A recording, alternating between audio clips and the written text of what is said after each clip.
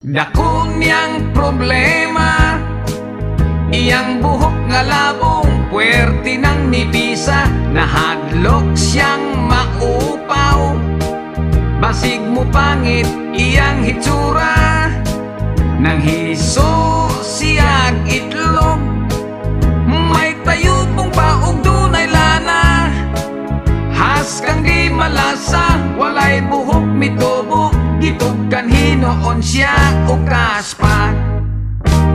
Tungod sa kabalaka, ipagkonsultas doktor nga espesyalista, pasyente